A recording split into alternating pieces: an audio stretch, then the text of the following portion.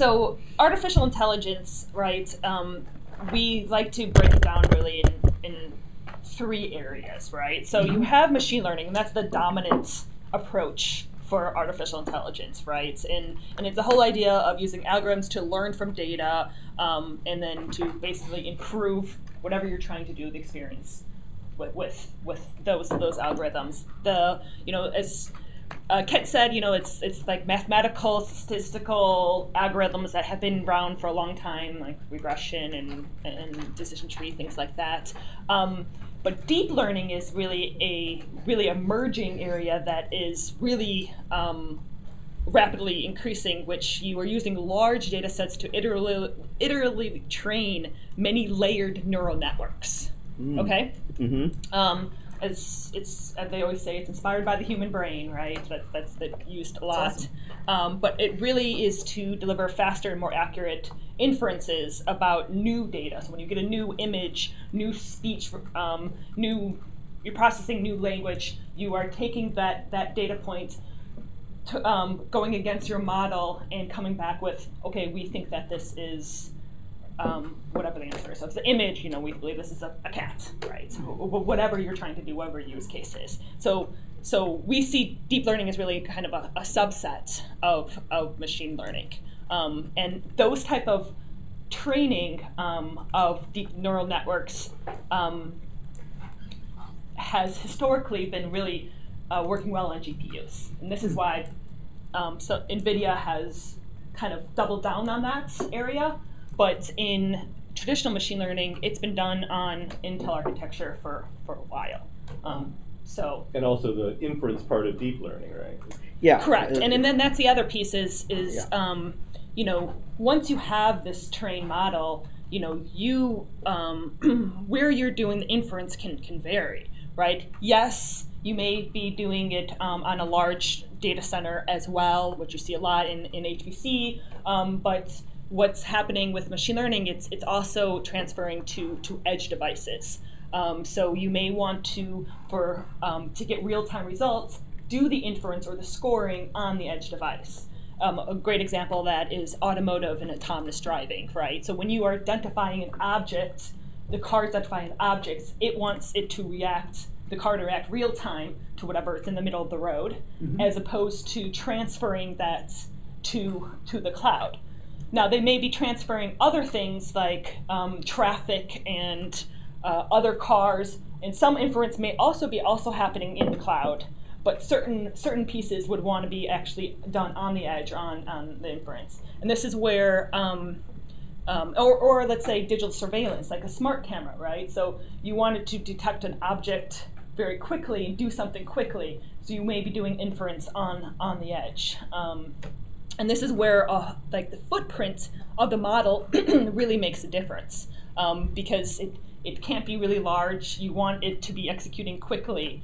And this is where some of our new tools are working on. The Deep Learning SDK, for example, really comes into place. And what we're doing with the Deep Learning SDK deployment tool is we'll take a trained model, no matter how it's trained, if it's trained on third-party hardware or trained with our training tool, we'll take that trained model and we'll compress it and use floating-point quantization to make it have a smaller footprint. And then you can take that model on, and when you're running on the edge, which a lot of times is Intel architecture, we'll make sure the runtime is as fast as possible. So you can just use a simple API in your logic of your application, call, and when you get that new image, basically call that API into your model, and we'll return the results quickly.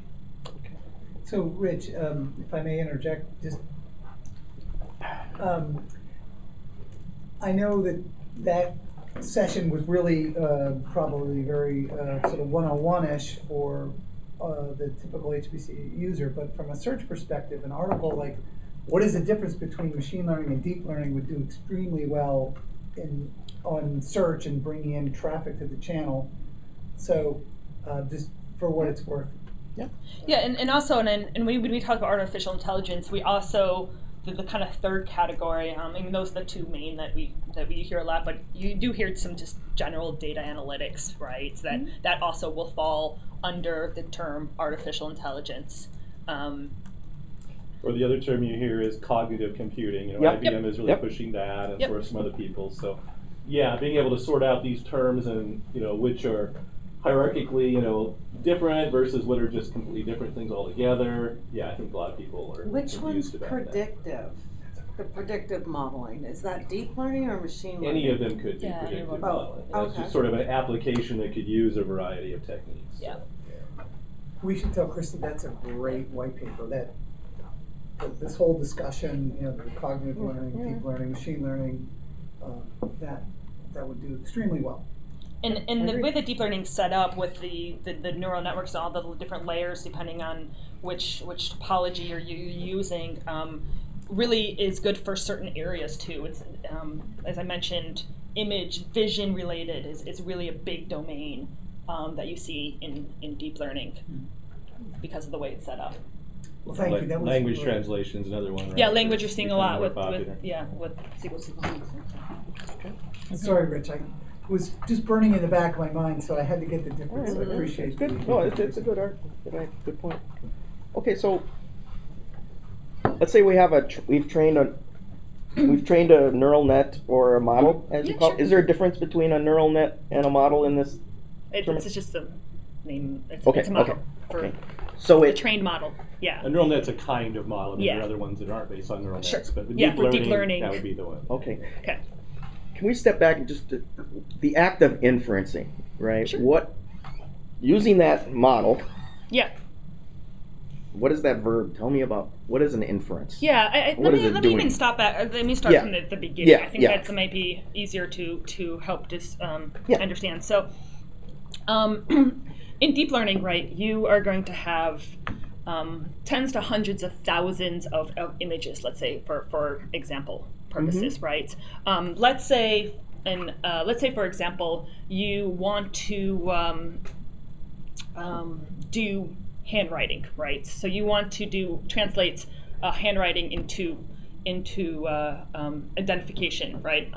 For various reasons, you may want to do that. This may not be a great example, but I'm just going to go with it right now.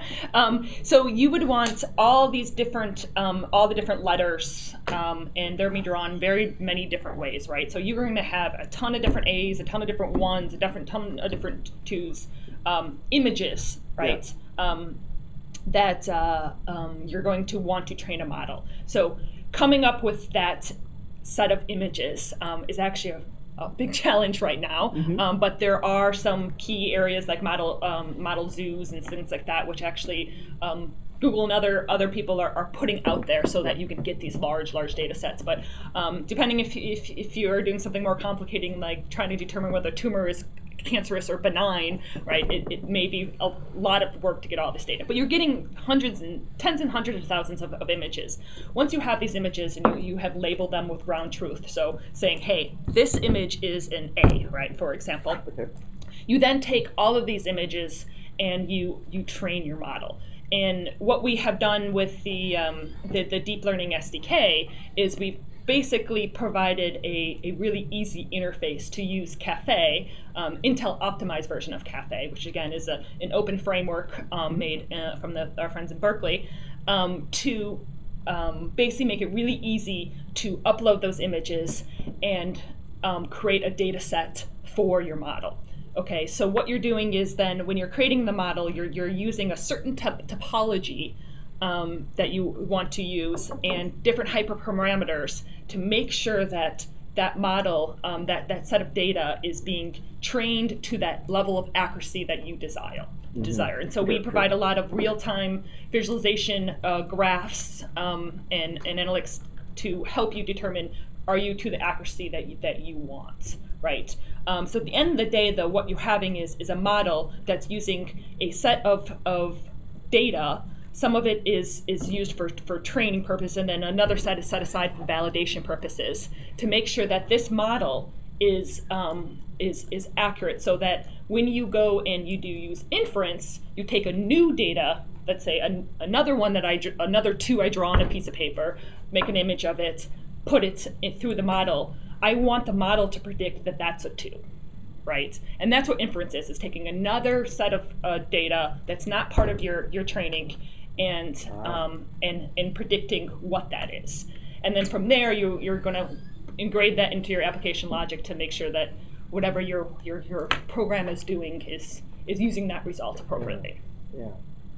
Did I answer your question? It does. Okay. It does. It's just a long way around it, but it seems like we've gone from programming computers to come out with the exact output that we want explicitly with algorithms and such. And this we kind of trained it like a dog, and what it does with some kind of input, all we can do is, it's not like inherent that is the answer, right? It's yeah. In fact, Pradeep Dubai, one of our fellows at Intel, right, in Intel Labs, I won't do this justice, but he drew an interesting distinction between kind of the traditional HPC codes and these machine learning codes, right? And so the HPC codes, you're almost always like developing some kind of simulation, right? You're like you're a physicist, and you're working on this model, and you've got lots of equations, and you're predicting, and then you're running experiments against that and seeing where your predictions. So, and the predictions are in the form of this complex mathematical model you've developed yourself, right? And you probably understand everything about it, and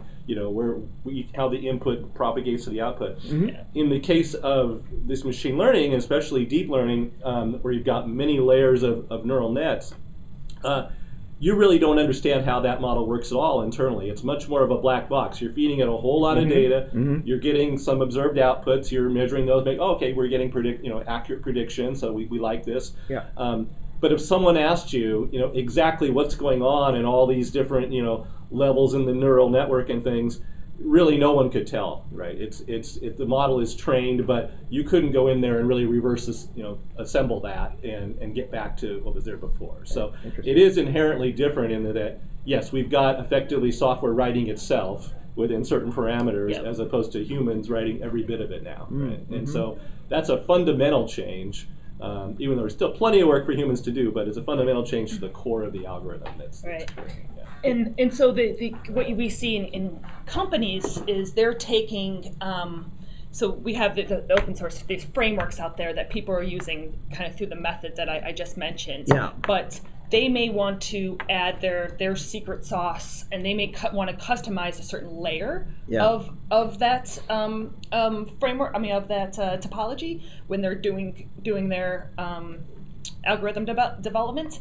And this is where our tools, some of our tools and libraries, the libraries that Kent mentioned, like MKLDNN, can help on and making sure when you're running those frameworks, they're running fast. Because at the end of the day, training a deep learning framework, deep learning algorithm takes days, if not months. It takes a long time. So time to model or time to train a model is a really important, because it's taken a long time to use all this data, and at the end of the day, they don't get the accuracy that they want. They have to go over and change their data set or change some hyperparameters and stuff like that. So time to train, it really makes it a big difference.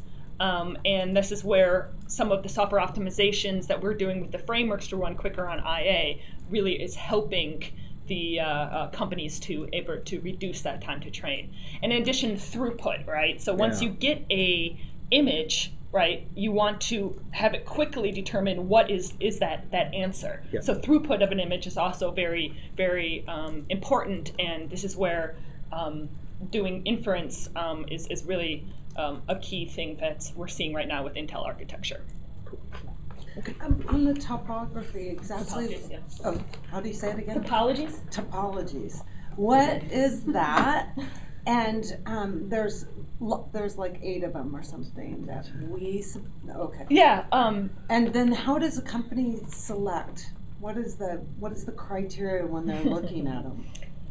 I don't know if I have the best answer for that. Do you? I definitely don't. Okay, so I would rather not repeat this, but my understanding of it, I'm not saying that I'm so there are frameworks, right, which are these, as you mentioned 8. So your Caffe, Theano, TensorFlow, Torch, CNTK, Nirvana Neon. I'll put a shout out to Neon. It is used, actually. It is used in certain use cases, just not quite as popular as maybe some of those other ones. And now the MXNet, which is backed by Amazon, are the most popular deep learning frameworks that people are using today.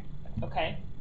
Now, certain frameworks like Theano is Python based, and it's really good for prototyping. It's really quick, so when you're training, you're trying to get a quick prototype. It's really fast to do that. TensorFlow from Google has a lot of. It works well with interactive notebooks. That's not going to help you. I'm trying to change my wording. It basically is. Google has made a lot of productivity features into TensorFlow, unlike Caffe, which is academic, which is all command line based. So it's not easy to use. So each framework kind of has its certain areas, and so depending on what you're trying to do or how much you may choose a different framework. Okay, I'm not an expert in the different frameworks, but I'm learning. Topologies, on the other hand, cut across frameworks. So, for example, Lynette is a very quick prototyping that you can use on Caffe. You could use on Theano. You could use on other ones. So they cut across, and that is GoogleNet is another very popular one, AlexNet. But those are topologies that cut across frameworks. Those topologies are effectively data sets organized in different ways. Is that right, or how would you describe? No, they're actually the setup of the neural networks. So each topology is like.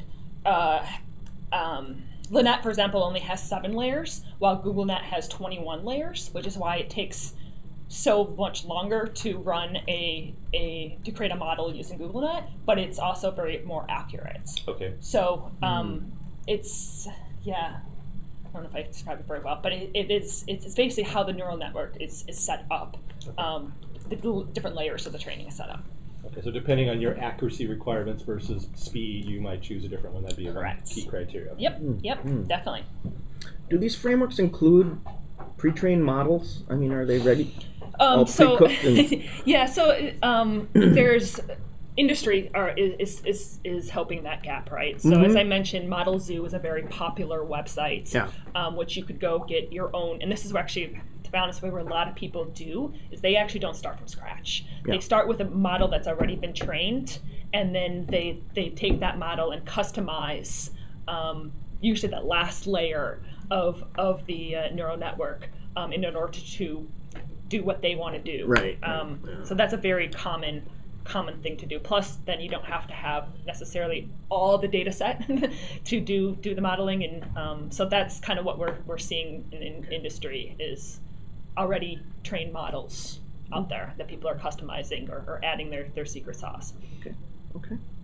I don't know if we want to get into the hardware side of this or not, but I don't know how much we are I don't think this was it, but I mean we can. I mean, so we've got the training and the inference side. Which part is the Intel Xeon Phi good at with all those cores, right? That's the question. So it's on the training side. It's on the training. It is on the training side. Yeah. I mean, it is we are optimizing our frameworks for both Xeon for people who already have that hardware available and can utilize part of it. Right. The Xeon Phi is obviously the if you want to do it, as I mentioned, time to train is important, and that's where Xeon Phi does help to improve your time to train. Okay. And then of course we also are having accelerators on the inference side. So if for things that are just want to be plugged in to help increase your throughput on the inference, we also have additional hardware IP blocks in that area too.